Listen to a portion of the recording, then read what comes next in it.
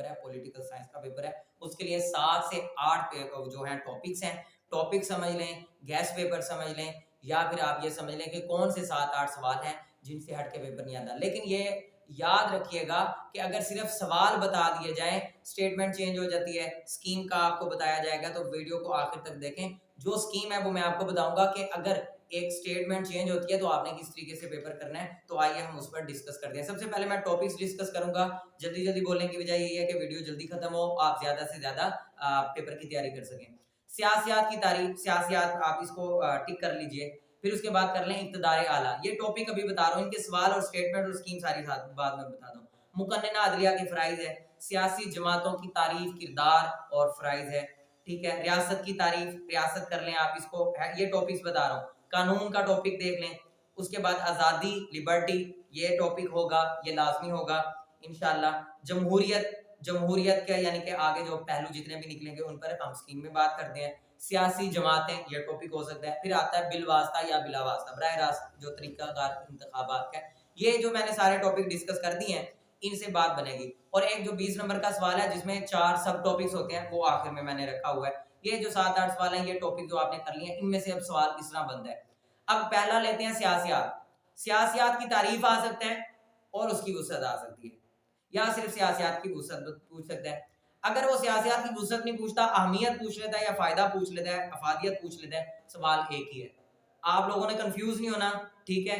आप लोग ये समझें कि अगर वो तारीफ और वुसअत देता है, फिर आप ये वुसअत तो करेंगे, लेकिन अगर अफादियत और अहमियत देता है, तारीफ करने के बाद दोबारा वुसअत पर आ जाए, लेकिन अपना टॉपिक जो है वो चेंज कर दें, हेडिंग चेंज कर दें, अहमियत और फायदा, बात एक ही। इक्तदार आला, इक्तदार आला क्या है? इक्तदार आला की खुसूसियत, ये पूछ सकता है। या पूछेगा इक्तदार आला की खुसूसियत बताएं, या वो कहेगा इक्तदार आला का तसव्वुर और इसकी खुसूसियत बताएं। सवाल एक ही है।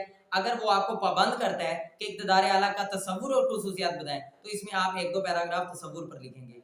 अगर वो नहीं पूछता तो सिर्फ खुसूसियत पर आ जाए। खुसूसियत वाला सवाल करने के लिए आप उसमें उसकी इकसाम भी बता सकते हैं, या सिर्फ सवाल की स्टेटमेंट चेंज हो सकती है, इक्तदार आला की इकसाम बताएं। आगे आ जाए, मुकन्नना अदलिया के फराइज। मुकन्नना अदलिया के फराइज क्या है? ठीक है, मुकन्नना के फराइज लाजमी है, ये सवाल लाजमी याद कर लिया जाए। सियासी जमातों वाले टॉपिक से किस तरह सवाल बन के आएगा? सियासी जमातों की तारीफ पूछी जा सकती है, इनका किरदार पूछा जा सकता है, उनके फराइज पूछे जा सकते हैं। अगर वो आपको पाबंद नहीं करता, किरदार और फराइज में नहीं डालता, इस सवाल स्टेटमेंट इस तरह की नहीं देता, आपको कहता है सियासी जमातों पर नोट लिखें, फिर आपके पास ओपन क्राइटेरिया है कि आप तारीफ भी करें, किरदार भी करें और फराइज कुछ चीज लिखें। लेकिन अगर वो कहता है किरदार लिखें, तो आप किरदार में फराइज फिर आप 1-2 जुमलों से साबित करेंगे कि आप किरदार और फराइज पर बात करें।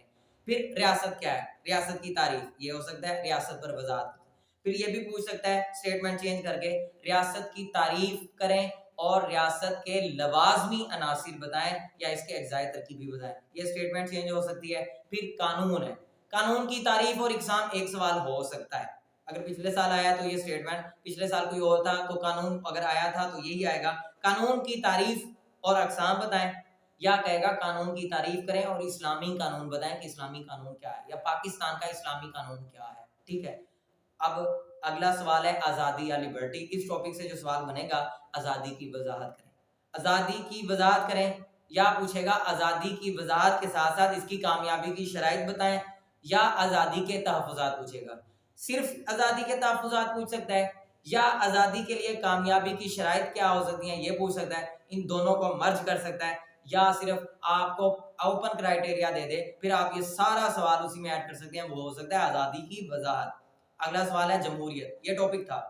जमहूरियत की तारीफ पूछ सकता है, या खूबियां पूछ सकता है, या खामियां। ज्यादातर ये सवाल आया खूबियां खामियां।